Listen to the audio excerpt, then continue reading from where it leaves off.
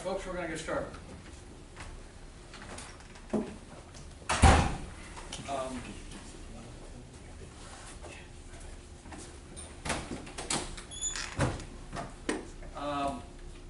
I want to talk a little bit more about Chapter 18. We kind of rushed to finish that at the end last time. Chapter 18 is the recording process, about recording instruments, why we record them. You know, that stuff takes priority based on the order in which it's recorded. The part I want to talk about in conclusion, and not rush through, because I want you to have a good understanding of it, is the concept of title examination. Somebody for the buyer, and or somebody for the lender, if it's just a refinance, but in either event, in any transaction, a sale or a mortgage, somebody's going to take a look at the title and make sure there are no title issues. The kind of things that we talked about. You know, there could be liens out there, there could be mechanics liens, or judgments, or tax liens, or of course other mortgages and outstanding interest. In the text says that what is examined is an abstracted title. That's what we used to use in Florida. An abstracted title is just kind of a book full of copies of all the entries that affected a piece of property. You know, it's as to each piece of property, there was a separate abstract with all the entries that affected it. Now we do what's called a chain sheet, which is a computer printout that gives you kind of a synopsis of each of the instruments. You know, you search a certain legal description and you get all the instruments that have ever affected it, going back through computer date, which is back in 1980. The point is, you then get copies of the instruments that you care about and you take a look at them. But in either event, somebody's taking a look at the title, examining the title. That's whoever's doing title work. Often it's a title company, sometimes it's your lawyer, the buyer's lawyer or the bank's lawyer, to see what's out there, see what the problems are. But as we talked about, even when you look at the title, there are certain problems that you can't protect yourself against, like a forged deed. I mean, that's the scariest thing of all. Is somebody's in possession under a deed that he forged to himself, and the real seller never signed a deed. There's just no way you're going to know that. And you know, you can't call everybody back in the chain and say, hey, did you really sign this deed? That's what notaries are for. That's what witnesses are for. You get to rely on the instruments you see in the public record, but sometimes they're forged. Sometimes they're mistakes. So to protect a buyer or a lender against those types of mistakes, either a bad title examination or a good title examination and bad documents, we've come up with the concept of title insurance. And that's what I want you to have a grasp of, is what is title insurance for, why do we use it, why do we need it. The text defines it as an indemnity contract that insures the title holder against title defects and encumbrances. And that's a good description. You pay for it one time in each transaction. In my opinion, it's relatively inexpensive for the amount of protection you get. And there's a good discussion of it on page 450 of the text. And I'd like to read through that with you because I think it's a good basic understanding of the basic explanation of what title insurance is all about. And I'm going to make a few comments as it relates to what we do in Florida as we go through this thing. So it's the chapter entitled Title Insurance. In the 9th edition, it's on page 450. In earlier editions of the book, it's going to be a few pages sooner than that. But it's right near the end of chapter 18 on recording. So, reading, to overcome the limitations arising from the methods just discussed, that's the methods of title examination, the practice of obtaining title insurance has arisen most everywhere. Title insurance has the advantage of insuring against loss caused by forged deeds and other undiscovered errors on the record. In the case of negligence, it may also provide more financial financial security to the grantee insured, that's the buyer, than would an individual attorney's opinion of title. What we're talking about is it may be issued by an attorney or it's issued by a title company, but you've got the financial resources of a title insurance company, you know, millions, maybe billions of dollars standing behind it, as opposed to the pocketbook of an attorney who might make a mistake. You might have the right to sue the attorney, but he may not be good for the $1 million that your transaction involved. So the title insurer, yes, ma'am. Sorry, is there a subtitle right above that paragraph that you started reading? Because I'm in a different edition, so I'm just trying to. Are you near the end of chapter 18? Ah. Which edition do you have? 8th, Luke chapter 18, 19? 19, title insurance. Okay, thank you. We're in a different chapter. Are you with me yet? Yes. Near the end of 18. Page A whole section entitled Title Insurance. Right before Torrens certificate, right after attorney's opinion. No, May I I'm lost. find it for you so we can move on?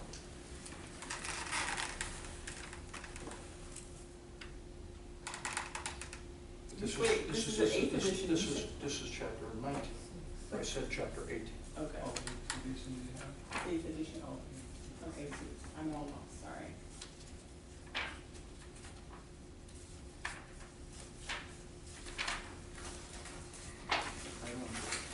Thank you, Professor.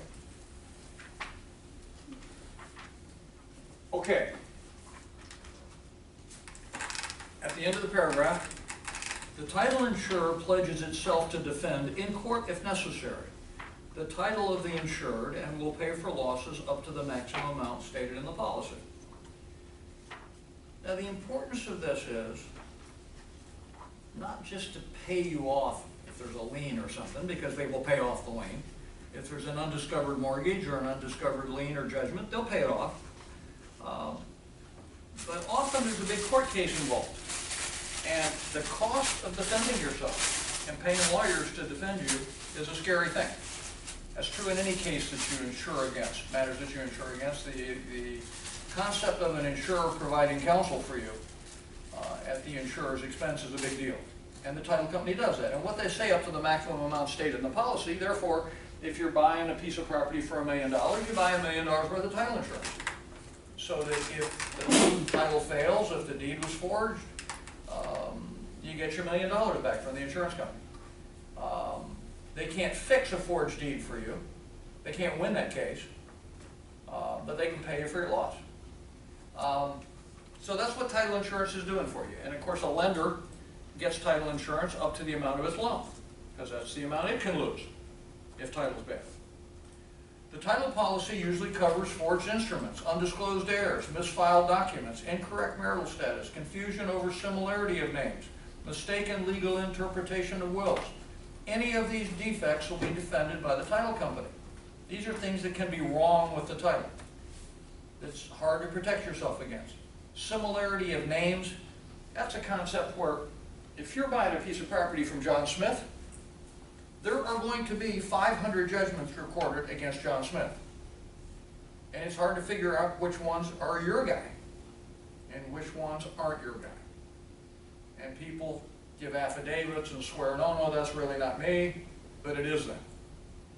And then when it turns out it is them and somebody tries to foreclose on a lien, well, you're protected. So that's the concept of similarity of names. You know, judgments and liens and stuff like that are against a person, and they may have a very similar name to the person you're buying from. Though title insurance alleviates some of the shortcomings of the previous method, it is not a panacea. The title insurance company obtains an abstract of title for its review, and it accepts from coverage all those defects discovered by the abstractor. What that means is, before closing, the title insurer examines the abstract, and it says, the following 6 things are wrong, fix them. And those are the matters that you, as a buyer, tell the seller to clean up before closing. There are 3 judgments, there's an undisclosed heir, get a deed from this person, get a satisfaction there, do this. The point is, before closing, it tells you, here's what's wrong with the title right now. Get them fixed by the seller before closing, because if you don't and you close, as we've talked about, then they're your problem as the buyer. Then, after you fix all those things, the concept is, then they insure you going forward. They tell you these things are wrong, fix them. Then, after you get them fixed, you close. And then they insure you against things that they may have missed, things that they told you to fix the wrong way, problems, but they told you what to clean up, you clean it up, you get a title policy, you go forward and rely on the title policy to protect you. And then you said the amount is based on? Say again, I'm sorry? The amount of insurance of the title. The amount of these things, the amount of what? The cost of title policy or? No, the amount of insurance, the amount of coverage. Amount of insurance, again, you would normally buy an amount of insurance equal to your purchase price because that protects your entire investment. You know, if you buy $1 million piece of property, you get $1 million worth of title insurance. So that if there's a total title failure, if it was a forged deed and you lose the property, well, they write you a check for $1 million. Okay. Yes, ma'am. So my notes I made, I put, it provides security on purchasing property by guaranteeing all issues that may arise. And only covers against matters that occur before Yes. the deed. Yes, we're going to come to that in just in a second. We're going to come to that concept of, well, it covers back in history, covers you going forward, but it covers you against matters. That's what I'm confused with.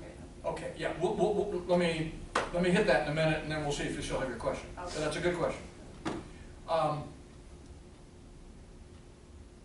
In addition to the discovered defects, the title policy includes from coverage certain other things. There's things it can't protect you against. A party's in possession that, because a person has a lease, so you need to check out who's in possession of the property. Remember, we've talked about that all along. That could be adverse possession. There's no way a title company can know about stuff like that. They don't go out and inspect the property. They count on you to look at the property and deal with anything that you see based on a visual inspection, but they don't cover you against that. Taxes, zoning, title policy, of course, doesn't protect you against zoning. If you're buying a 8-unit apartment building on a piece of property that's only zoned to allow a 4-unit, well, you screwed up. But they don't insure you that the improvements comply with zoning.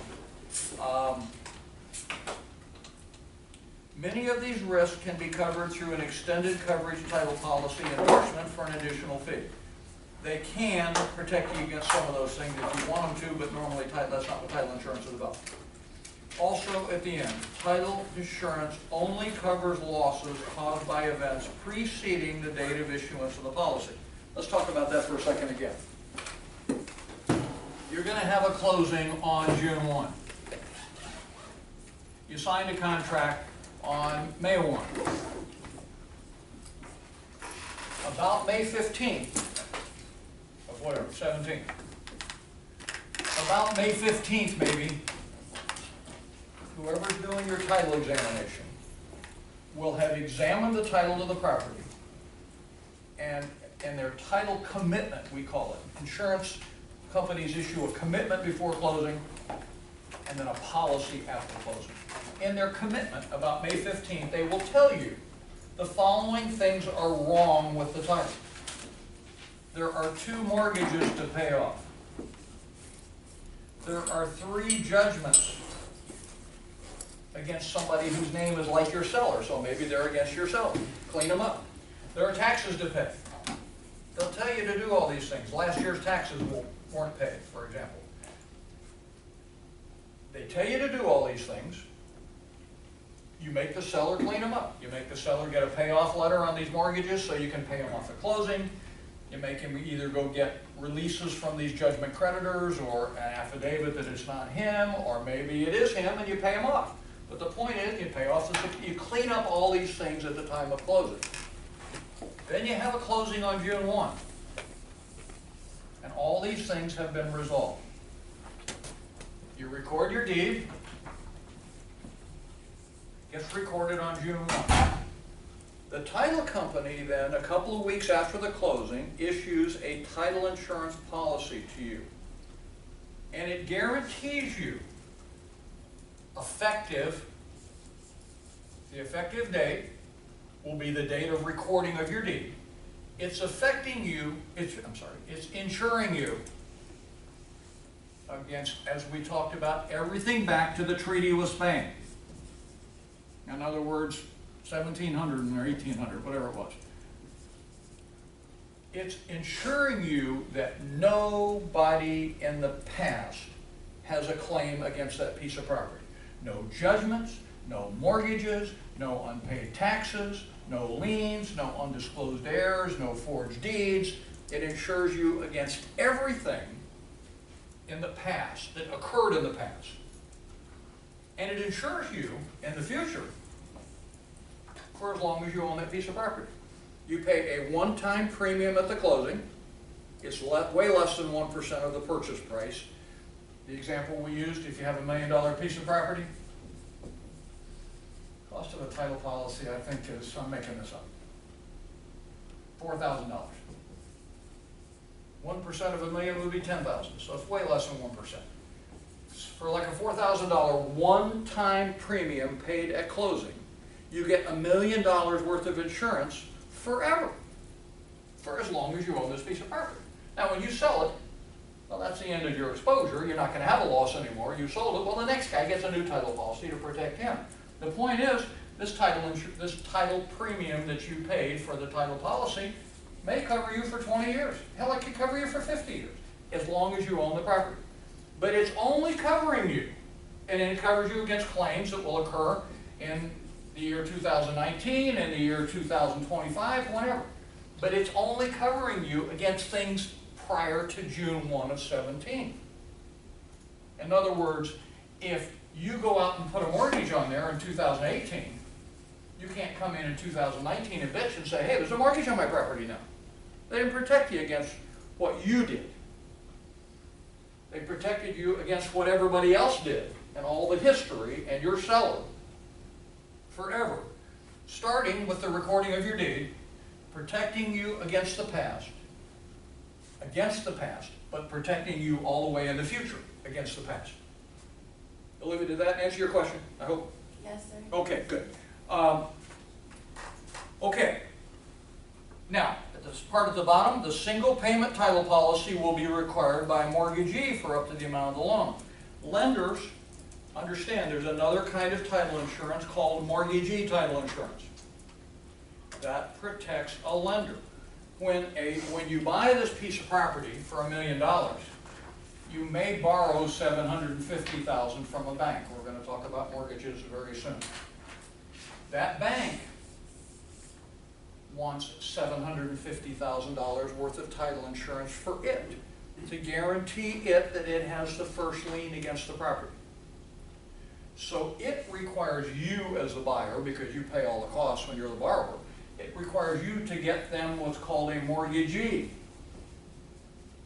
Because a lender is the mortgagee, we'll talk about that shortly. A mortgagee title insurance policy to protect the bank. And that only protects the bank. For a little bit more, at the same time you say, yeah, give me $1 million owner's title policy, because this is the owner's policy. The buyer gets an owner's policy. The bank gets a mortgagee policy.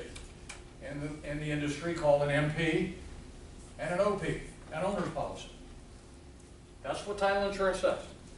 So both your lender, the new lender, and the buyer get separate title insurance policies protecting them for the amount of their investment. Protecting the owner for $1 million, even though he borrowed $750 of it, he's signed that note and he's obligated for $750, so he's on the hook for $1 million. So he gets $1 million worth of protection. The lender gets $750 worth of protection. The buyer pays for both of them, because the buyer, of course, pays all the costs of the loan too. So there are two titles, one called the OP, the other one called the MP, and more or less one is 1%, right? Oh, the combined premium for both will still be way less than 1%. Okay. Way less. Really, frankly, you calculate the premium on this, and this policy, I think, costs another $250. And I'll tell you why, if you think about it. What's really going to be ever the amount of loss here? It's never going to be $1,750,000. If title fails, there's going to be $1 million loss, right? Let's say the deed's forged. Title totally sucks. You got no title. You just didn't get title. You got a forged deed. That wasn't your seller at the closing. Your seller was in Afghanistan. And some guy moved into his house and sold it to you. Okay? Forged the deed. there really can only be $1 million loss here. You, the buyer, would get $250, because that's all you put into it, and the bank would get $750. So they're really only going to pay $1 million. So really, the premium is based on the $1 million. They're two separate policies. They're for different amounts, and they cover, one covers the buyer, one covers the lender. But when you think about the aggregate amount of the exposure, they're not exposed for $1,750,000. They're exposed really for $250 to one guy and for $750 to another guy. They're really only exposed for $1 million, and that's why the lender's policy costs very little more, because there's really no additional exposure. It's just shifting some of the risk over onto the other policy. So let's talk, this is the mortgagee concept down in this bottom paragraph to help you understand that better. The single payment title policy will be required by the mortgagee, that's the new lender, for up to the amount of the loan. The mortgagee's policy does not protect the owner's equity in the property, the value above the mortgage amount, our $250 here. An owner's policy should be obtained to cover the full value of the property at a relatively small additional cost. That's the OP we talked about. In some regions, the seller must pay for the insurance as part of the obligation to deliver good title to the buyer. In other areas, the buyer must absorb the cost. Let me explain that to you. That's custom. In Palm Beach County, the seller pays for title insurance. That's the custom. That's the way it's always been in Palm Beach County. In Broward and Dade County, the buyer pays for the title insurance. That's just the way it goes. It's what sales contracts provide. It's what the custom is. So if you're selling a piece of property in Palm Beach County, well, when you buy, your seller's going to pay for the policy. But then someday when you sell it, you're going to pay. Rarely do you get screwed and have to pay it on both ends of a deal, as buyer and seller both. You know, unless you have a contractual hiccup where you agree to paying it that second time. The point is, they're talking about different areas, different concepts of who pays for it. And in Palm Beach is the first one, where the seller pays for the insurance as part of the obligation to deliver good title. Just sales contracts provide that in Palm Beach. In other areas, buyer absorbs the cost. That's what it says in Broward. Also, it is advisable to have mechanics lien coverage. Mechanics lien coverage is to protect you in case this seller, who's selling to you at this closing, had some work done 30 days ago. 30 days ago, he got a roof fixed, got a roof repaired. They didn't pay that guy. How long did we learn that a guy who does work on a piece of property, a mechanic or materialman, has to file a lien? 90 days, right? So that's bad. 45 days ago, 45 days before the closing, before he even signed the contract, he had the roof fixed. And he stiffed the guy. The guy has 90 days to file a claim of lien. So when's he going to file that claim of lien? He's going to file that claim of lien 45 days after your closing. And you're going to go, what? You're the owner. He's filing a lien against your property because he did the work and he didn't get paid. And you're stuck with it. And that's what a title policy can protect you against. Work done, and what they'll do is they'll find out whether any work was done. They'll go search for building permits and stuff like that and see if any work was done. And if any work was done, then they require release from this guy before they will insure you against mechanics liens. So every seller at closing, you'll see, gives an affidavit where he swears that no work was done for the last 90 days from which a lien could arise, because these mechanics, we said, have the right to file for 90 days, which happens to bridge your closing. You know, if they worked before, you have a closing, and then later they get to file a lien, it's your problem as the buyer. Title policy protects you against that too. That's a special kind of title insurance coverage it talks about, but that's pretty standard. Nobody closes without that here. An inflation guard is simply this. Okay, 2 years from now, you have a title problem. 2 years from now, the real seller shows up and shows you the deed was void. Okay, you're going to get $1 million. Well, maybe this property is now worth $1,250,000. Well, that's too bad. You could bought $1 million worth of title insurance. You can pay a premium to cover you for the increasing value of your property. I'm not a big fan of that, and I'll tell you why. The further you get away from your closing, the less likely you are to have a claim. Think about it. After you've owned the property for 7 years or 10 years, how likely are you to find out then that the deed was forged? How likely are you to have a title problem? The likelihood of a title problem arising is in these first couple of years, realistically. You know, the real seller shows up and says, what are you doing in the house? The mechanic files a lien, IRS goes to foreclose, you go, what? You know, those things will happen rather pretty soon. The further you go out here in history, at year 2025, 8 years later, you're very unlikely to have a claim. Now the property may be worth $1.5 million then. So that's cool. If you have a loss and you bought inflation coverage, well then you're covered. If you didn't, then you get only $1 million. Point is, yeah, property may be worth more in the future, but in my opinion, you have a reduced likelihood as you go forward of having a title claim. But you can buy it, it's like any type of insurance. You're willing to pay the premium, you can have it. Coverage will continue. This is what we talked about this future coverage. Coverage will continue until the title holder or those heirs or devisees, in other words, the owner or his estate or his heirs, until they sell the property to another party. So that's the 20, 50 years. As long as it's in your family, you're covered. In short, courts have held the title insurance coverage does not run with the land, but ends when the interest of the insurer terminates. When you sell it, you no longer have an interest in the property, so you don't have any insurance anymore. Thus, a seller cannot transfer title insurance because they want to sell a new policy to the new buyer. So you just can't. You don't transfer. End of story. That's the concept of title insurance, but I wanted to have an understanding of it because it's important. It's involved in every transaction. Hopefully, it's going to be involved in every transaction where you're the buyer. And it's definitely going to be involved in every transaction where you're the borrower, because your lender is going to require it. And that's the concept. And that maybe is done by the buyer. Lots of real estate lawyers issue title policies. I did as a real estate lawyer. I would examine titles and issue a title commitment to my client, the buyer, saying we need to make the seller clean up these things. And then I issue a title policy written on an underwriter, you know, so the strength of a company is there to stand behind it. But the point is, whoever's doing the title work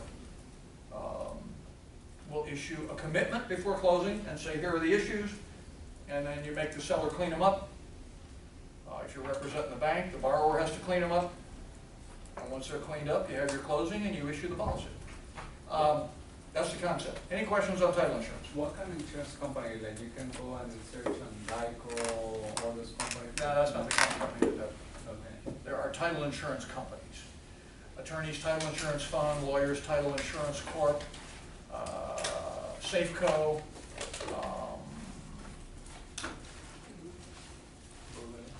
there are 4 or 5, candidly, I've kind of forgotten the names of them, but you sure find them in the phone book, really.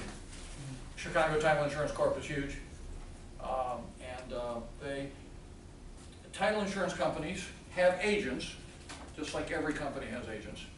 And those agents handle the closings, examine the title, issue the title commitment to say clean these things up, handle the closing, and then issue the policy. But it's issued on an underwriter, like an Allstate policy. A local Allstate agent, you know, handles your policy and hands you the policy, but it's backed up by Allstate wherever they are, or State Farm, or you know, wherever home office is. Same concept. There was a big title insurance company somewhere in the sky, and it has local agents everywhere to write its policy. And then you have to buy it through the title company, or you can go? Buy it from a real estate lawyer, either one. Okay. Real estate lawyers issue title insurance, usually on 2 or 3 different companies. Title insurance companies are usually an agent of a single underwriter and only write on one company. Lawyers usually write on 2 or 3 different ones based upon the transaction. There are certain things that some companies will insure against and others won't. And lawyers know that, and when they see a certain problem, they may pick a different underwriter, you know, an underwriter. They're still the same agent issuing the policy, but different underwriters standing behind it after closing. Okay, that's the concept of title insurance. And we're going to talk in a minute, when we talk about the closing, about the title agent, whether it's a lawyer or whether it's an employee of the title insurance company. That agent plays a big role in the closing, as we're going to see in the next chapter. But this is what they're doing, is they're handling the closing because they're going to issue the title policy. All right, let's move on to chapter 19, which is about the closing. Chapter 19 is the last intersection after the contract, but getting ready for the closing. And we're going to talk about the parties at the closing and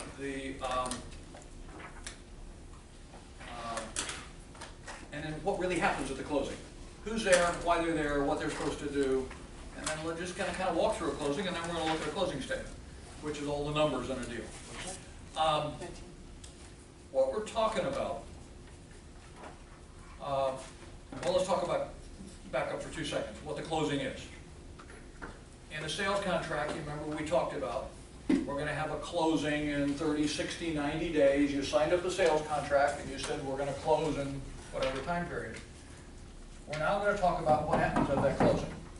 A few of the things that the parties did to get ready for it, and what happens at the closing. But basically, the simplistic concept of a closing is, that's when the buyer pays his money to the seller,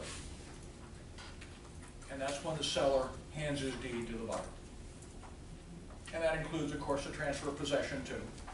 You know, buyer's going to get the deed, and he's going to get possession, and he's going to pay his money. It's the culmination of the sales contract that we talked about, they negotiated, all the things they did to get ready for closing. You know, look at the survey, look at the title, etc. We're going to go through some of those things. But then basically this is the doing. This is sit down, hand over the money, get the deed, get possession, give me the keys, my house now, here's your money, you get out, I'm in. That's the closing. Okay. Some people call it the settlement. Some states they call it the settlement. We mostly call it closing in Florida. Now, what we're going to talk about is basically, but there are more exceptions to the rule than the rule, a sit-down closing. Sit down. The concept is, like this picture in your textbook, the idea is, this is on page 459 of this chapter, 19, and it's 2 or 3 pages in, for those with a different edition. There's a little picture of a table there, and everybody's sitting around the table.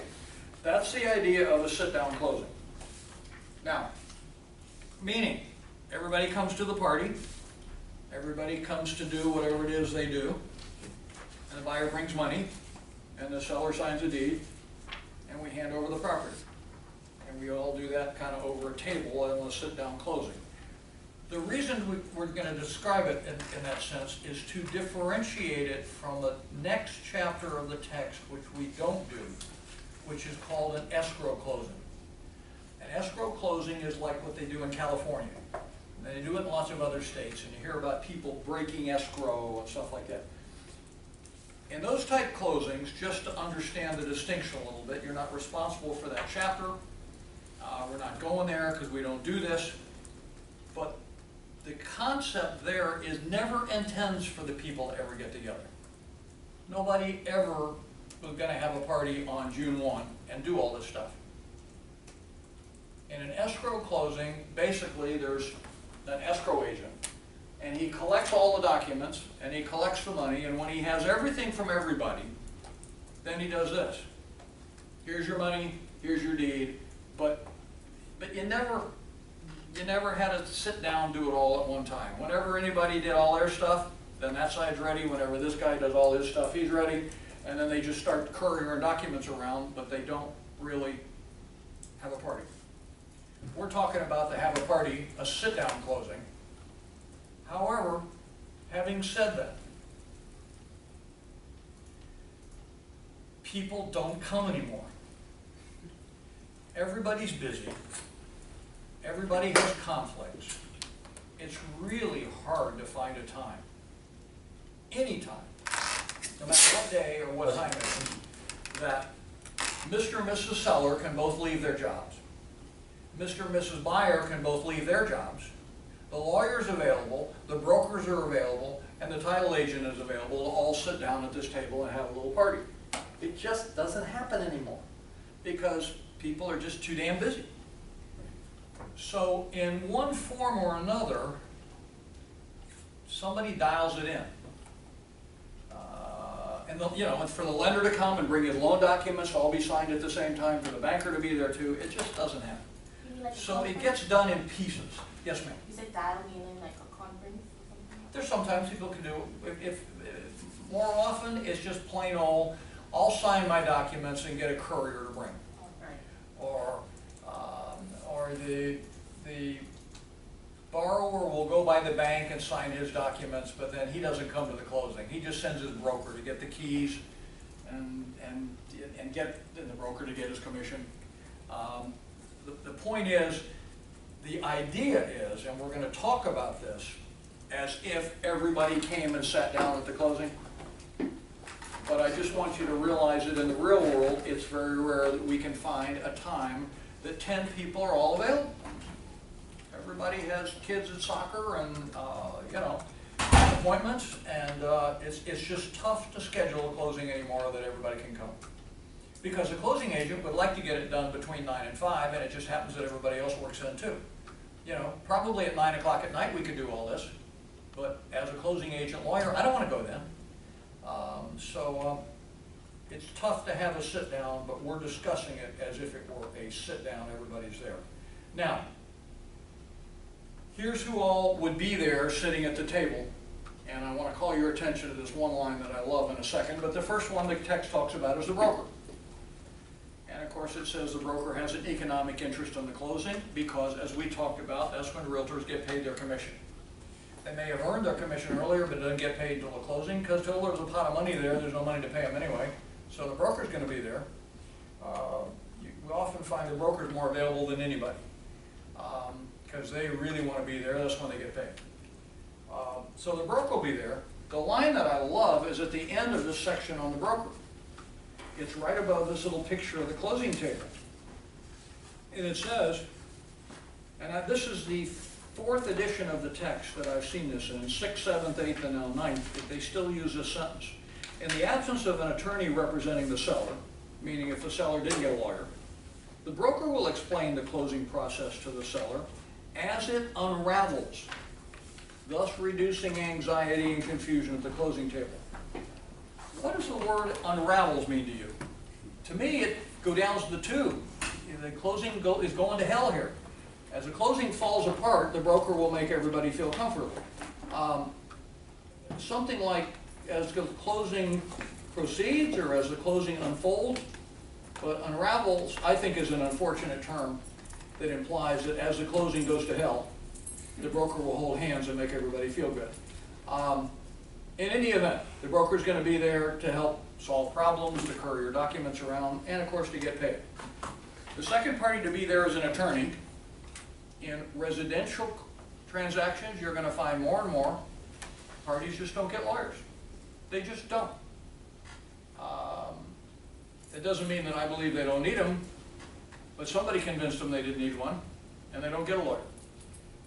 If there's a lawyer there, well, it depends on whose lawyer he is. Is he the seller's lawyer or the buyer's lawyer?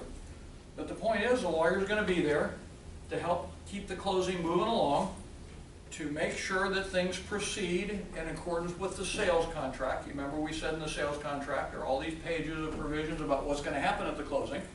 So the lawyer's there to explain documents and to make sure that the closing proceeds as the contract required. And maybe to solve some problems if the parties get in a fight over some issues, hopefully. Okay. The person I really want to discuss with you is the last one the text talks about, which is called in the text the settlement clerk.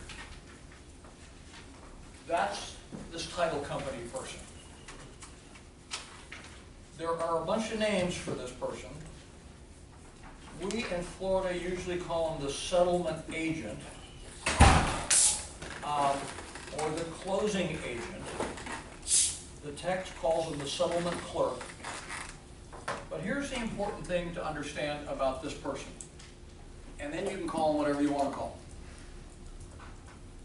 them. This person handles all the documents and records those that get recorded. And this person handles all the money. Okay? All the money from all the different sources, and we're going to talk about that in a minute as we go through an example of what happens at the closing. But all the money from the different sources comes pouring into the closing agent. I'm going to call him closing agent. And then the closing agent pays them out to everybody who gets money. Pays off loans, pays off liens, pays recording fees, pays the seller, pays the brokers. All the money comes in, closing agent divvies it up and checks to everybody going back out. Closing agent collects all of these documents that have to be recorded and records them using some of the recording fee money that it has from the pot of money that it collects. That's the closing agent. Now that person is the person who issues the title insurance too. So that's often going to be the title company. It may be the buyer's lawyer. The buyer's lawyer sometimes issues the title policy to the buyer, sometimes even issues the title policy to the lender. But the person who is issuing the title insurance is the one who wants to make sure that this deed gets recorded. They make sure that these mortgage satisfactions get recorded and these judgment satisfactions get recorded and these taxes get paid. Because the person issuing the title policy, the policy can only become effective if all these matters are properly taken care of, and if the deed's recorded, and if there's going to be a mortgagee policy, if the mortgage is recorded. So this person collects all the documents to be recorded, all these release type things and the deed and the mortgage, and gets them recorded, and issues the title policy, and also handles all the money. So the settlement agent, as you're going to see, is a pretty damn important party to the closing. Closing agent, settlement agent, the text calls them settlement clerk. But that's basically the person that handles the recording of the documents and handles the money. Now we're going to talk about in a minute a little kind of flow chart of how this stuff happens at the closing. But let's talk about what happened to get us there for a minute. Remember that we had a sales contract, and we talked about, we said that May 1 we had a sales contract, and this is when we signed the sales contract.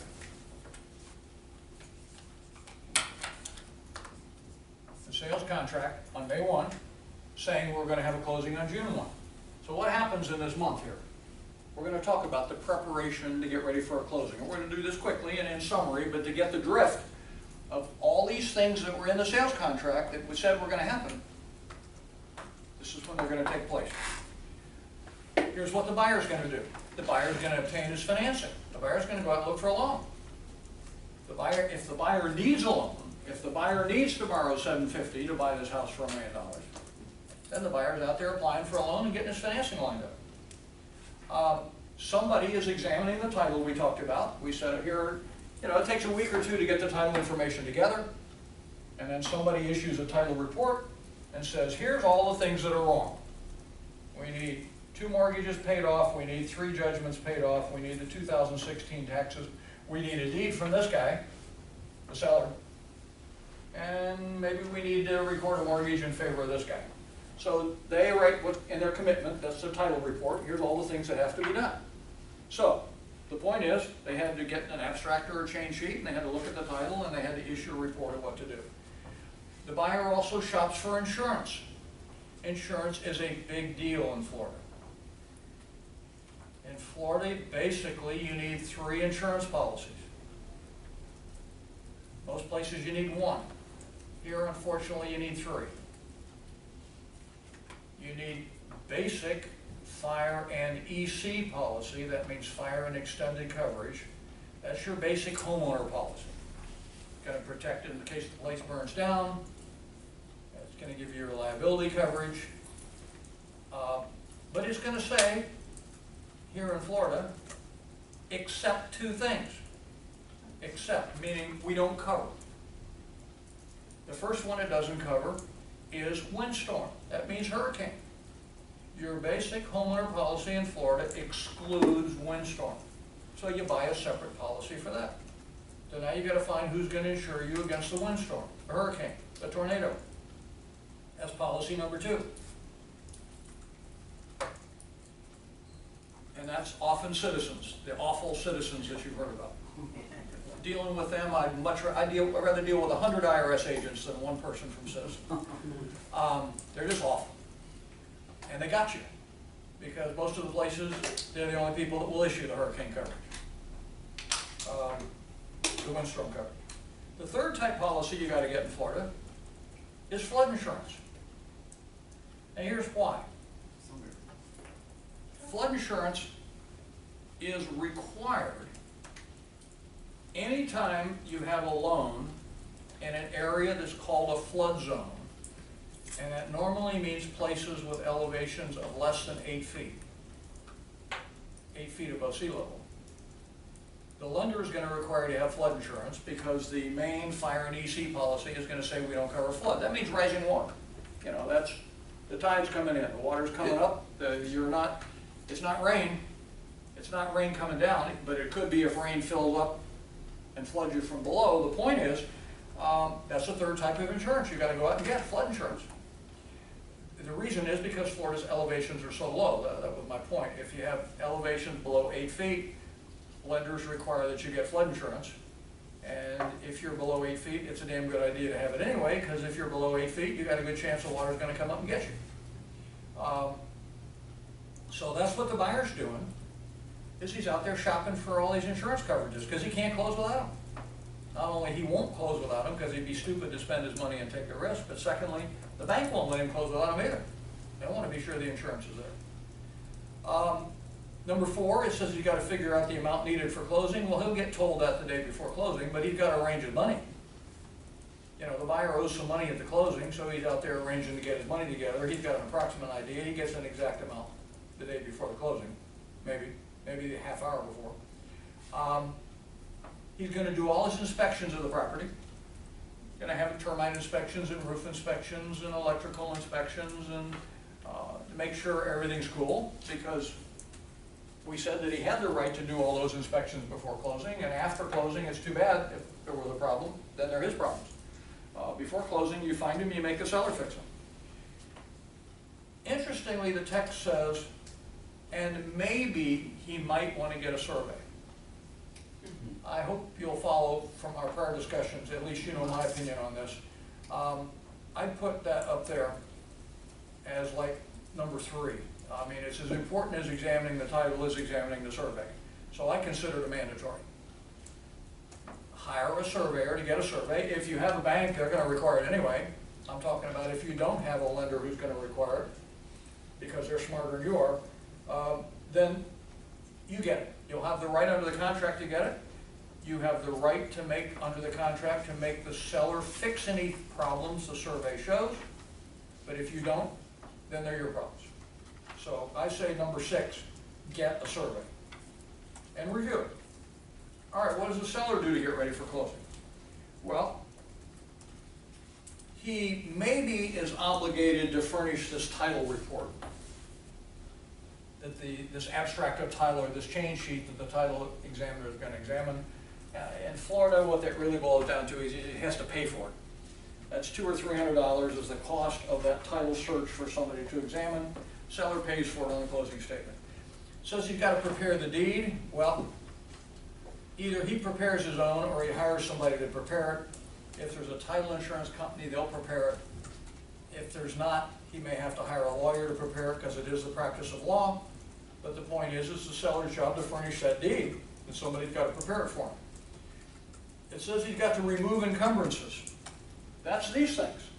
When the title report comes out and says, hey, there are 2 mortgages got to be paid off, then he has to go get payoff letters from each one saying, here's how much money we're due. If it says there are 3 judgments against him, he's got to get payoff letters from these 3 judgment creditors saying, I want 10 grand, or I want 25 grand, whatever, how much is due. And if their 2016 taxes aren't paid, well, they'll get paid on the closing statement. But the point is, all these title problems that come up of encumbrances and claims, it's his job to either pay them off now or get letters to say how much is due so they can be paid off at closing. It says that he's supposed to gather utility bills and receipts. Yeah, maybe. In Florida, believe it or not, water bills are a big deal. Nobody cares about whether FPL's paid or not. Water bills are a big deal because they're furnished by municipalities and they get a lien. And title companies worry about liens. So it's amazing to see the amount of time people waste over a $30 water bill. But it's because it could be a lien. So in any event, the seller's supposed to get all the utilities up to date. And lastly, text says he's supposed to bring some certificates to closing, you know, like a termite inspection certificate or stuff like that. We don't have sellers do that. The buyer gets his own. It all gets done long before the closing. All right. Let's talk. Yes, ma'am. Sorry, so the survey is also used to help to determine the amount of the money needed for closing? The survey? Does that? No, the survey is the drawing of the piece of property we talked about to see if the building is on the property. Right, so, but the review of the survey helps to determine the amount of money needed for the closing, or no? No, those two things aren't related to each other whatsoever. Okay. The buyer needs to know how much money to bring to the closing. Right. And in addition, the buyer needs to get a survey and make sure that property is Everything properly, the improvements are properly located. Done. You remember we talked about, you're buying lot 4, block B, unless you get a survey of lot 4, block B, you don't know whether that house is on there or not, or whether this house is on there, or whether your house is over there. So you get a survey as a drawing to see, are the improvements properly located on the Do we property? get that from the buyer? I'm sorry, do we get that from the seller, or do we get it from public records? No, you do not get it from the public records. You get it from a surveying company. But if the seller has one, you might want to get a copy of the seller's and go back to the same surveyor and get a new one for you. And it'll be a lot cheaper. And they're usually only good for 6 months. No, they're good for as long as the property is not changed. No, but what I'm saying is that usually they'll request, A survey A certified survey. within 6 months, is that what you've heard? right, A yes. survey that's within 6 months. I wouldn't accept a survey within 6 months, though, if some work has been done 3 months ago. Right. What I'm saying is, you know, if somebody added a garage 3 months ago, well, then a 6-month-old survey isn't even gonna show you that damn garage. So some people will take a 6-month-old survey if no work, nothing has changed. If I'm the buyer, I want my own survey anyway, because if you take the seller's 6-month-old survey and it's wrong, you don't get to sue that surveyor. You didn't hire him. Right. Better to pay him $100 and have him certify it to Certified. you and update it, and then you got a direct cause of action against that surveyor if there's a mistake. If you take the seller's, well, that's cute, it's nice if nothing ever turns out to be wrong, but if something does turn out to be wrong, you go back to that surveyor and he said, I didn't do that for you. You know, that's tough. What do you do in a case where you have, for example, out in the Redlands, you have, say, 5 acres of land that they're totally grown trees. There's no way you can get in a bobcat in there. The surveyor's not There's gonna no way you get can get what out a of there? bobcat. You know, you cannot even get machinery Yeah. in there. So I had a closing like that recently, and what they did was that they went by the surveyor just did a sketch based on the legal description, and then they were actually gonna do the actual survey after buying the property. Because there was no way for the surveyor to You don't actually. need a bobcat to do a survey, you need a No, guy no. with a tripod to go out there and look at the boundaries, you know. Right, but the thing is that, according to the surveyor, it was so deep that. I've heard of places that a surveyor says he couldn't get out there. Right, I've heard exactly. surveyors saying So there that are water the- moccasins and rattlesnakes and mud No, pits that I sink into. and the last mile marker, you know, the last mile marker that they Yeah, put like whatever, the it was 10 like 3 amateur miles stuff. away or whatever, they have to start doing all the calculation from that distance with, you know, going through property and through, backcountry, so. If you can't get a survey, you can't get a survey. You wouldn't be requiring a termite inspection in that case either, you know, because there's nothing for trees, but you're not worried about termites. What I'm saying is, if you can't get a survey, you can't get one. I don't have an answer for you as to, what do you do then? You either buy it or you don't, you know? Right. But if you can't find a surveyor that will do a survey for you, then you can't have it, you know? I don't know how to fix it. All right, here's the drift. So all those things have been done. Buyer's arranged his financing, title's been examined, seller's got his deed ready, seller's got the payoff letter. We're all gonna go to the party on June 1 and we're gonna sit down and do this stuff. Except some guys can't come, but we're gonna pretend they're all there. What's gonna happen?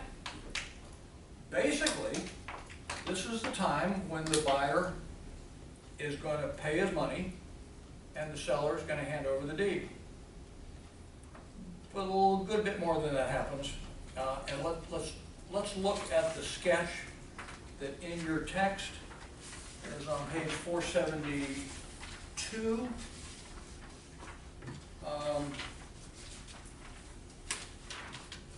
In the 9th edition.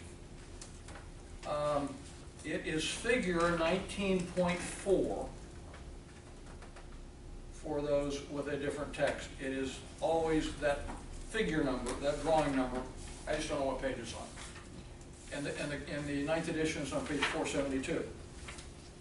And what I want to do for a second is read the paragraph before that sketch and change it around a little bit because it kind of explains what's going to happen at the closing. And then we're going to actually walk through that sketch and see how it happens. The paragraph before that sketch begins, in reality. And it says, in reality, most closings involve two distinct but related transactions. And then it says first, and then 3 lines later it says second. I'm going to flip those because the order in which they happen is not first and second the way it says. It's second and first. Let's go down to second in the middle of the 3rd line. Second, the loan extended by the lending institution, the new bank, is closed between the lender, that's the bank, and the borrower, the buyer, with the borrower receiving the proceeds of the loan, which are used to pay the seller, and the lender receiving a note and mortgage from the borrower securing the payment of the loan. We'll talk about that in the next chapter, but that's the loan documents that the buyer signs up. Now let's go back to what it's called first. First, then, the sale of the property is closed between the seller and the buyer, with the seller receiving the purchase price, the money, and the buyer receives the deed. Okay? And really, they happen that way for this reason. If the loan doesn't close for some reason, you're not going to have a transfer of the deed and transfer of the money. You ain't going to have the money. So the loan always closes first to make sure the loan is closed. Because if the loan doesn't close and the money isn't there to pay the seller's not going to sign a deed. And you're not going to be able to. So the point is, in order, realistically, yeah, as it says, there are two transactions going on. There's the loan closing and there's the buy-sell closing, but they happen in that order, not the order set forth here in the text. What figure? It goes on to, I'm sorry, let me just finish this one. After the closing, the seller pays off the old mortgage and the seller's lending institution cancels the old mortgage. That's if the seller had a mortgage on here. Some of the money from the closing is going to go to pay this off, and they issue a document that we'll see in a minute before it's called the satisfaction. Okay, yes, sir, question? What figure are you looking at? Figure 19. I'm reading a paragraph. I'm not looking at a figure now. Okay, 19.4? 19.4 is the figure, that's the drawing. Right. The paragraph before it, as I said, that begins with the words, in reality. Got it. That's the paragraph I just read. And as it says, last sentence, these transactions are illustrated in figure 19.4. So that's why we read the paragraph first, and now we're going to go through 19.4. So look at that drawing, if you would, drawing 19.4, top of page 472. And I'm going to tell you the order in which this happens, and I'm going to add some more stuff to it. And I expect you to know this. This is what happens at a closing. Who does what to whom, in what order, how, and why. Okay. The first thing I want you to do to make this real is the person that I told you about that does most of this stuff, that handles all the recordings and handles all the money, well, remarkably, the author decides not to put them in this damn chart, which is really stupid. So right in the middle of this U-shaped thing here, put the settlement agent or the closing agent. We got everybody sitting around the table here, and even in the drawing that the guy did before, where we all sat around the table. I think we had the closing agent there, but he leaves him out on this one. Yeah, the settlement clerk was sitting at the head of the table in the other drawing, but they're out of this drawing. I want you to involve the settlement agent and see what the function is and how this happens. So draw a person there in the middle, the settlement agent. Now, here's the order in which all this stuff happens and what's really going on. Step number one is this furthest right-hand arrow that you see called note and mortgage. That's number one. That's the buyer signs the note and mortgage, the new note and mortgage, and hands them to the bank. Under our example here, you're buying, the buyer is buying for $1 million, but he's getting a $750,000 loan from the bank, okay? In order for the bank to extend the loan, they want a bunch of loan documents signed. They're simplistically calling this the note and mortgage here, which there is in every deal, and we'll talk about that in the next chapter, but there's also a stack this big of loan documents too, more. The point is, number one, is this first arrow, the loan documents all get signed up and get given to buyer's lending institution. That's the new bank. Okay. Once that's happened, the buyer's lending institution will do arrow number 2, which just has a money sign on it right next to that one. That's step number 2. That's basically the bank then funding the $750,000 that is loaning. And this shows him paying it to the seller. I'm sorry, this shows him handing it to the buyer. That doesn't happen. They don't say, okay, here's $750,000, I hope you go buy a piece of property with it. No. They give the money to the settlement agent. The settlement agent that you see in the middle here that we added, that's where that money goes. That's $750,000 that the buyer bank, the new bank, loaned them to the buyer. Doesn't really get handed to the buyer, it gets handed to the settlement agent to put in the pot. Okay? So that's step number 2, is the bank funds the loan, but they give the money to the settlement agent, the closing agent. All right. Step number 3 is not shown here at all, and we're going to add it. The closing agent in the middle, who was handling all the money and is collecting all the documents, has prepared a closing statement. We're going to go through a closing statement at the end of this chapter. A closing statement is an itemization of all of the costs in the deal. Everything. The recording fees, the title fees, the loan fees, the broker fees, the everything fees, the loan payoffs, everything. We're going to go through an example of that. The point is, the closing agent, who has to handle the money, has put together a closing statement itemizing all these things, the money that all has to come in and the money that all has to go out. So the closing agent will pull out his closing statement and say, everybody, all right, now, everybody read this and let's sign it up and get it agreed to. So step number 3 is omitted from this drawing, but it is the review and signature of the closing statement or the settlement statement, whatever you want to call it. All right. Now, step number 4 is the arrow in the middle across the bottom labeled deed. Now that we've all signed up a closing statement and we've all agreed on the numbers, then the seller signs a deed. And in theory, he hands the deed to the buyer. But who did he really give it to? Gives it to the closing agent. Because closing agent is going to record all the documents. So this step number 4 is his deed across the middle. That makes sense. But he doesn't really hand it to the buyer who's getting the property. He hands it to the closing agent so it can be recorded. Step number 5 is the money moving across the middle. Now what that is really the buyer paying the seller. The buyer just got the deed, but of course he gave it to the closing agent. Now the buyer pays the seller for the property. There are really going to be three pieces of money in this deal going to the seller. And here's what they are. Probably in this $1 million deal, under the contract here, there was a $50,000 deposit paid. Okay? I'm making that up. Maybe 10,000 and maybe 100,000. There's a deposit. Okay? There was a deposit. Okay. At the closing, it's time to pay the seller. So how do we pay the seller? Well, he gets, this is money now.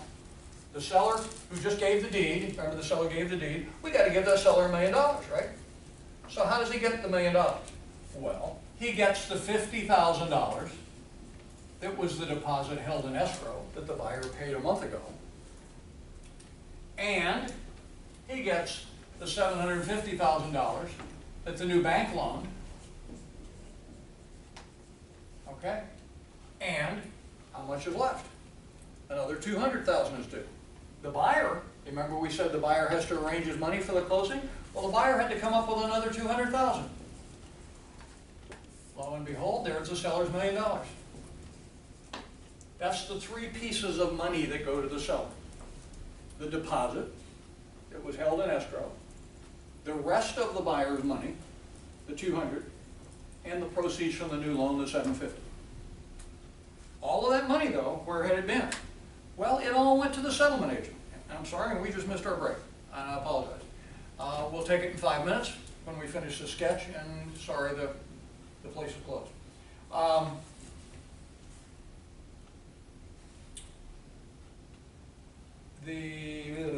Lost my train of thought. That's how this, all that money, as you recall, all went to the settlement agent. The buyer, so the buyer gave that extra $200,000 to the settlement agent. The bank gave the $750,000 to the settlement agent, and whoever was holding that deposit gave that to the settlement agent too. Because we said the settlement agent holds all the money. They do. So the settlement agent collects the $1 million, and then he's going to distribute it based on all the stuff that's got to be done on the closing table, which we'll see in a minute.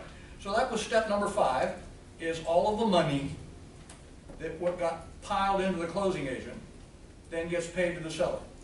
Now, number 6 is this money with the arrow going up from the seller, upper left, to the seller's lending institution. The seller, we said, had 2 mortgages on the property. One of them was due $400,000, and one of them was $200,000.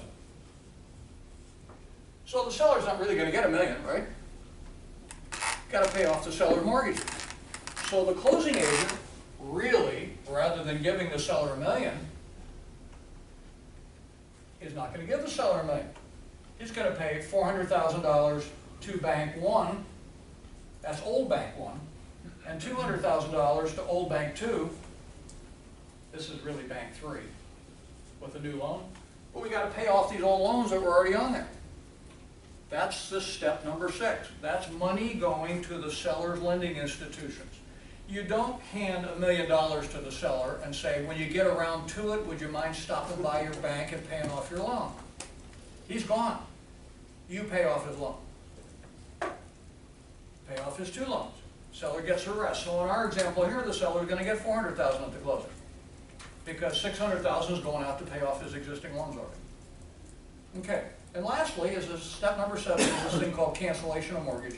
In Florida, we call that satisfaction of mortgage. Change that word cancellation to satisfaction. That's merely a document that gets recorded later, signed by Bank 1, that says, yep, I'm paid, I got my $400,000. Yep, I'm paid, I got my $200,000 by Bank 2. They record a satisfaction of mortgage. That's it, it's over. Those are the 7 steps in a closing. At some point, after all that's done, after these satisfactions usually come in about a month. After the title company, they send them to the title agent, because the title agent is who sent them the money, and then they get recorded. And then so about a month later, this title agent issues the title policy. Can't issue it until these satisfactions have been recorded, until those mortgages are gone. And that's it, and that's how the transaction works. And those were the 7 steps in my mind in how a closing happened if you have a new loan. And of course, if you don't have a new loan, you just skip all this stuff on the, think about this for a minute. If there is not a new loan and it's all a cash deal, well then you don't have this buyer's new bank over here on the right. There wasn't a new loan, it's all cash. The buyer had $1 million. We don't need to get a 750 loan.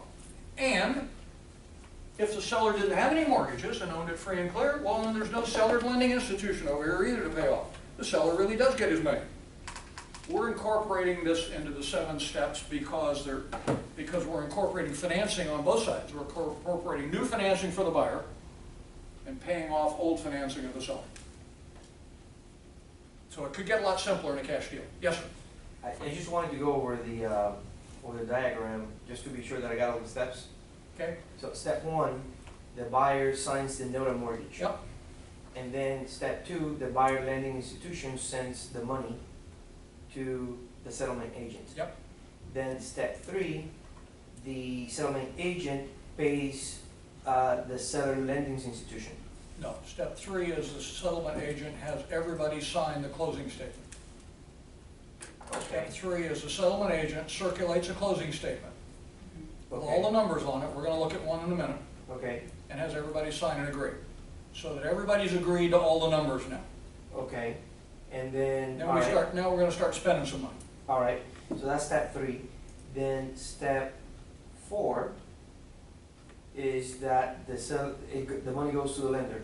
I'm sorry, to the bank number 1. Step 4 is the seller signs the deed. Arrow across the bottom. Center bottom. Seller signs the deed. But it doesn't give it to the buyer as it is here, it gives it to the settling agent to be recorded. Yeah, this says he gives it to the buyer. Yeah, if he could give it to the buyer, but the buyer is going to hand it to the Right, closing of course. agent because he wants it recorded. Right. So step 5 then is the selling agent Pays the seller. pays the seller. Yep. Mhm. And then the seller pays the, Settlement agent pays the bank. Like I said, you don't hand the seller the money and say, do me a favor, go pay off your loan. got it. So Settlement that, agent pays off the loan. so step 5 and step 6 are concurrently. The seller is paid and the lender number Yep. 1 is paid, Yep. right? Yep. And then step number 7, the cancellation of mortgage comes back to the seller. Yeah, but it really goes to the settlement agent to record. Because that's who paid it. Got it. Okay, there you go, 7 steps in the closing. Let's take a break till 2:30.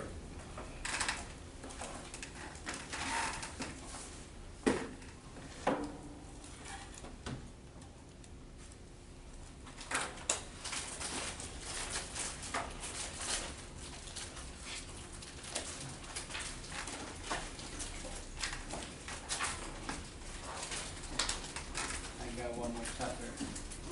This is actually 6 years from someone chapter. You confused me. I don't know. I was joking too. Oh, it's chapter 20 on 6 years.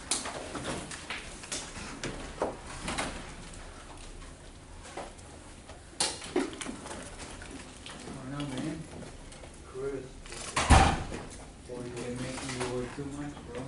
Huh? They're making you work too much. Yo.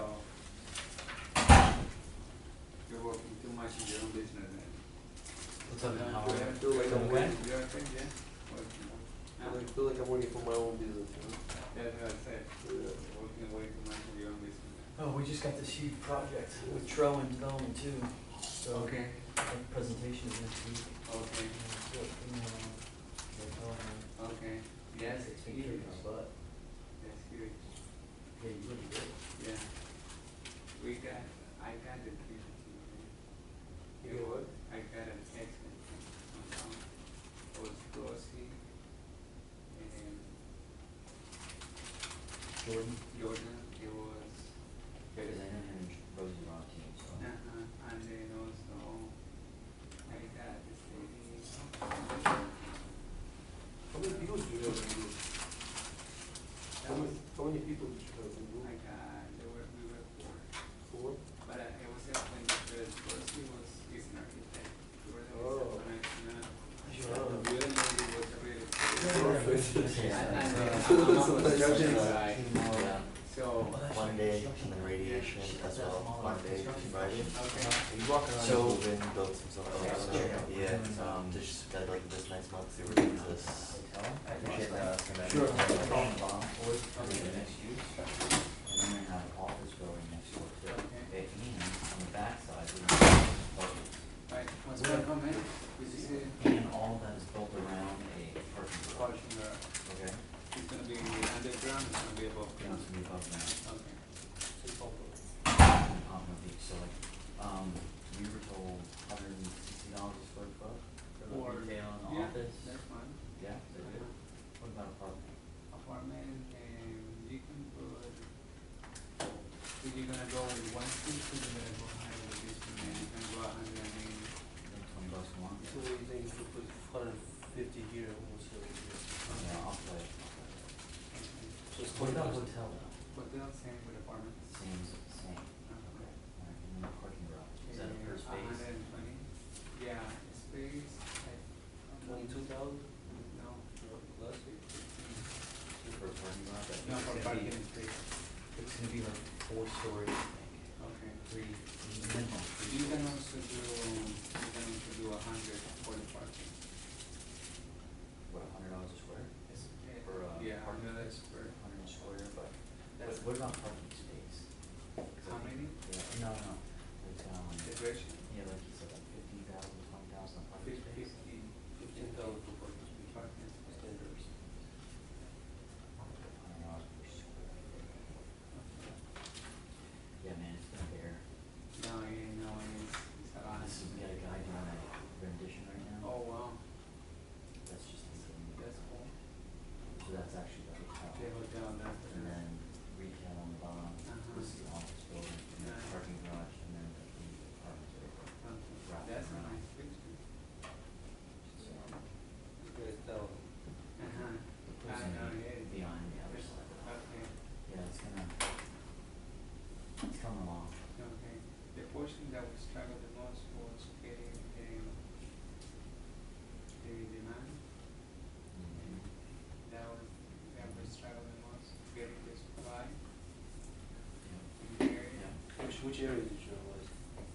Well, we used to move, Wheelwood. yeah, Cool. so it was. We bought a land yesterday, well, we signed a contract in Wheelwood. Okay, how much? It's about 6 million, but it's only 10,000 square feet. That's what I was gonna ask you. Is it on more than 10,000 square? Oh my gosh. Hotel, man, little hotel. How big, That's how all tall the, can you go? that's all the building. You guys, 8 gonna- floors. you guys gonna keep the hotel? The only. You guys gonna keep the hotel? No, there's only one floor of retail. There's only 44 square, Oh, you square wanna do feet. a hotel? We wanna build on top of it. No way. Why? No, no, how can we? Of course not. Yeah. Oh, it has a retail space.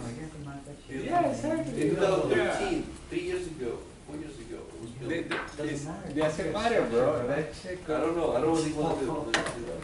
I don't know. They said they want a hotel and they said the first floor is gonna be retail. And I assume Well, that maybe they they're really gonna keep the demo, same they're retail. gonna No, demo. they're gonna demo. No, yeah, They have to. oh, okay. Yeah. Yeah. Alright. If you don't do it, call me and then I wanna see how you guys do it. Yeah. It's not yet. Uh-huh. And you gotta get into knock that. Yeah.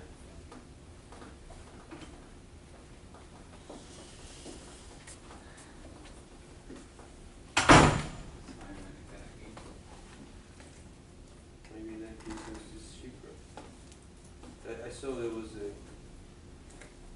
sale recently, for $5.5 million. In that area? Yeah. That area is so hot, man. Yeah, it's. And then you like just give them the number one more innovative neighborhood of the whole United States. Can you imagine this posture just with that? I mean, the top developers are looking at this thing like, what is wrong? Just check it out. Number one in the whole United States. Innovative I district. guess Spain outdo some stupid graffiti and stuff. Yeah. So, So you guys just signed the contract? Getting close? yesterday, just give me a deposit.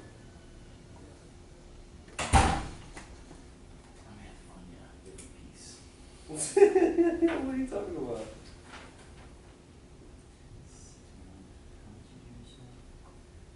I assume it's six, because the recent transaction was like 5.5. Could be more.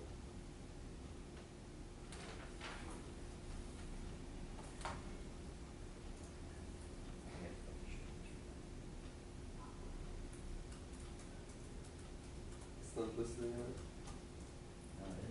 Oh, it is listed? Hey, how are you? Doing okay? Yeah.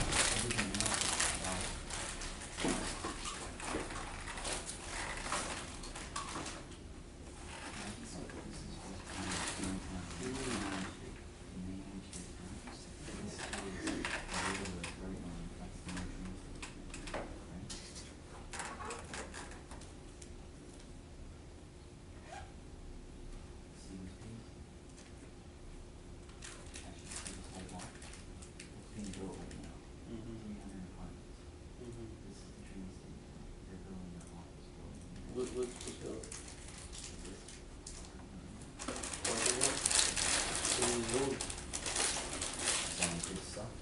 Like what? Office, residential, commercial. Parking?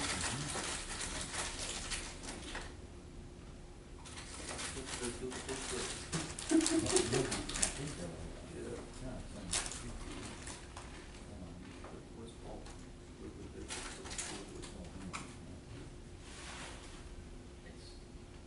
See, the thing about strategy is, he looks at these things as big opportunities, he knows there's gonna be so much growth in the next 10 to 20 years. That's why he gets into them.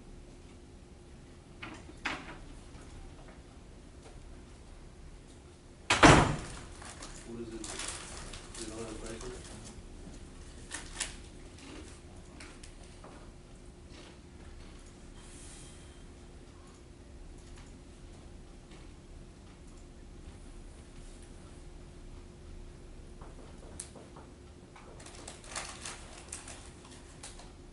Is that your work?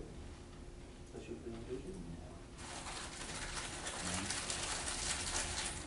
Is that your work?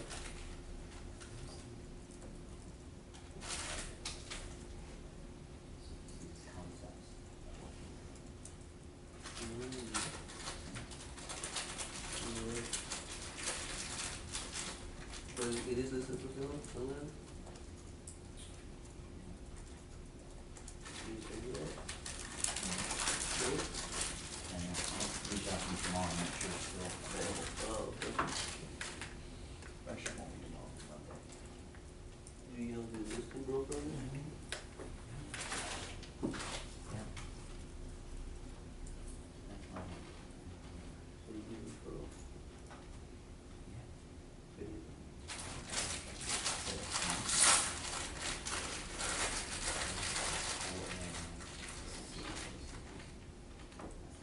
What's the one that's for them for? Yeah. Do you know? How many square feet? Is it this an acre? That's weird. Parking lot only.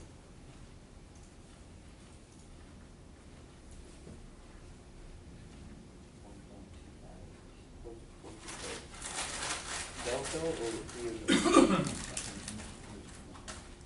downtown, West Palm Beach? Okay, West Palm Beach, downtown, 1.2 acres. Six, right? 5 6. You don't have.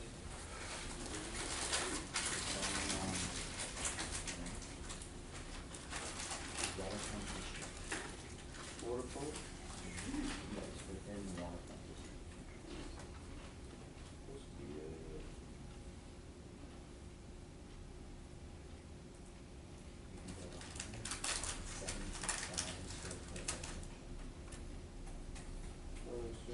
the, that building you're showing is over there. 176,000 square feet. including the corridors and all that? That, No, but think of $176. no, that's, under air, AC. That's leaseable residential air. Yeah, so these are included. Residential, So average unit, 1,000 square feet, this means 176 units. You say 126 or 176? So 176 units. 12 stories high. And what's the, how much are they renting there? What's the rent? You're asking full market analysis. No, send me the address. I don't know. Just check if it's available. I won't. Well, it's not available, show up at the post office, so for the special one. Let me, Send me the second deals, if you see something valuable, also in the hardware. And if you think it's feasible, keep it sending me this thing, then I mean, I'll forward it to the owner. He's always looking. You know, I would look into it, and you probably, you would not look. You'll be out of it. You could do the full role analysis, if you think it's gonna do. Now just change your name to my name, probably.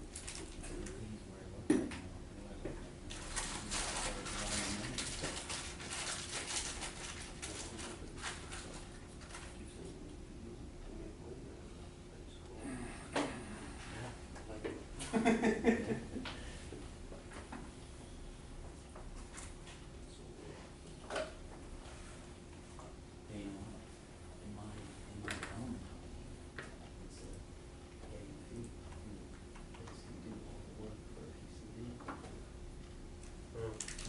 know what I'm saying? All right, folks, we're gonna start up now.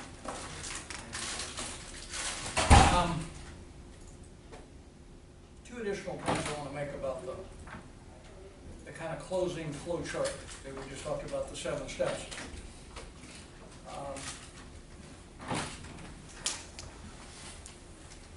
This is not one. Again, it can get simpler with no lenders. It can get more complicated with more lenders and with more parties. But that's kind of the drift of, that'll cover 9 out of 10 year closings with a new loan and with an old loan to pay off. The two comments I want to make are, in general, to see, as you picture that drawing,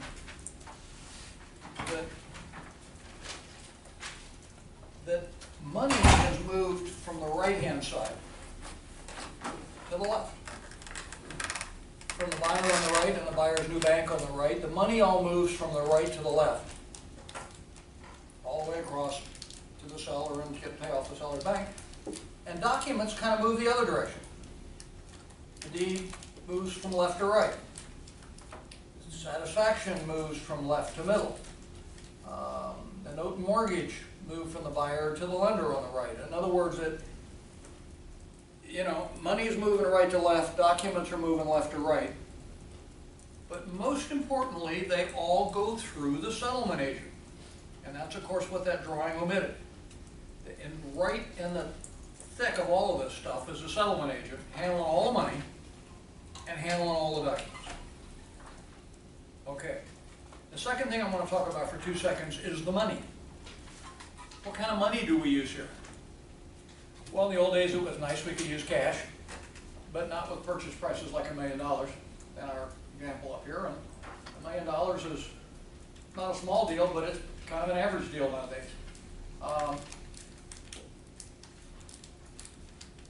We went through a long period of course, the seller doesn't want to give his deed unless he knows the money he's getting is good. So of course the seller is not going to want a personal check, and the buyer's money to pay in really doesn't pay the seller. As we said, he pays it into the closing agent, but the closing agent's got to know it's good. What I'm getting at is, for years and years and years, we required buyers to bring cashier's checks to closing. And lenders would fund their loans with cashier's checks or bank checks. And then, unfortunately, with the age of computers and printers, people started printing their own cashier's checks on fake banks. And things got bad. That's when we talked about maybe, you know, seller might get a bad check, so he gets a vendor's lien because he didn't get real money. You know, these kind of things happen. So I want you to realize the pendulum has swung all the way to wires now, period. Everything is a wire transfer. It's called a wire transfer of Fed funds. But what it means is simply the bank, the new bank, wires its money to the closing agent. The buyer wires its money to the closing agent. Whoever's holding the deposit wires its $50,000 to the closing agent. And then the closing agent wires money back out. You don't see any greenbacks floating around the table. You don't see any cashier's checks anymore either. Before the closing, somebody's given a number to the buyer. We'll talk about how we come up with that in a minute. But somebody's given a number to the buyer, and the buyer has stopped at his bank on the way to the closing and has told his bank, for example, Sun Bank or Sun Trust, he goes to his bank, Sun Trust, and says, wire $200,000 to the closing agent. And usually before he can get to the title company's office, the money is already there.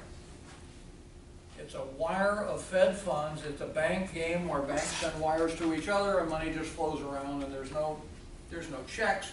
They're just plain old wire transfers. I want you to realize, because everybody's going to start talking about whenever you get involved in that closing, the wire. And the wire is money, that's how money moves now, is by wire transfer. And in fact, as most realtors will tell you, what you end up doing is sitting around at a closing, waiting for that wire of the bank's money. When the bank is putting the $750,000 in the pot, what you'll usually find is everybody has been to the closing and everybody sat there and they signed all their documents, and the buyer's $200,000 has been wired into the closing agent, and the $50,000 deposit has been wired in, and everybody's sitting there waiting for the money from the bank. And then the bank's wire comes in, and then the title company has all the money, and that's cool that everybody starts getting paid. But you can't start paying piecemeal. In other words, the bank has $250,000, brokers will say, well, that's enough to pay me, why don't you pay me? No, the deal hasn't closed yet. The deal hasn't closed until all the money's in the pot. And then all the dominoes start to fall, but you can't knock down a few dominoes and piecemeal pay a few things, because it may never all come together. So usually what you end up is sitting around waiting for that bank's money in the middle. But it's wire transfers. That's how people get paid today. The age of go get a cashier's check is over, because nobody trusts them anymore. Okay, so that's how a closing works. And now they're doing wire fraud. I'm sorry? And Oh, now there's they're all the doing wire fraud. Wire fraud is so prevalent, it's a nightmare. Let me give you an example of wire fraud. So the seller, what did we say? The seller, we said the seller is going to get $400,000, right? Because he had 2 loans to pay off. So the seller is going to receive a wire from the closing agent of $400,000. And what happens? Somewhere during this period, somebody's email gets hacked. Maybe the seller's email gets hacked, but often it's a broker or a title agent or whatever, and now people are sending emails for closings with encryption to try to stop that. But somewhere, some lurking hacker hacked into somebody's email, like the seller, where the seller has said $400,000. Seller's going to get $400,000. So the seller has maybe given a written instruction to the title company and said, here's a deposit slip for me, because remember, sellers are busy and don't come to the closing. So some broker brings in a deposit slip with bank tracking information and hands it to the title agent, and the title agent is supposed to wire the seller's $400,000 to there. But the seller's email has been hacked. And in a few minutes, and somebody knows from that correspondence closing is at 2 o'clock this afternoon, and the hacker sends an email to the title company that says, I'm the seller, I've changed my mind. Don't wire it to my local account at SunTrust. I'm gonna be in Texas and wire it to this certain account number and this routing number for my bank in Texas. Title company, the seller's not there. The email is from the same email address that they've been getting emails from for the seller, or maybe it's one digit off and they don't notice. So they do it. And they wire the $400,000 to the account in Texas. And there's somebody who's sitting there, has just crossed the border from Mexico, goes in there and cleans out that account, and the $400,000 is gone. And 2 or 3 days later, the seller calls the title agent and says, well, did the deal ever close? I didn't get my money. And they said, what? We wired it to Texas like you told us to. And the seller says, what? I didn't tell you to send it to Texas. Well, we got an email from you that says send your money to Texas. That's where they sent it. Well, there we go. There's a seller that didn't get paid.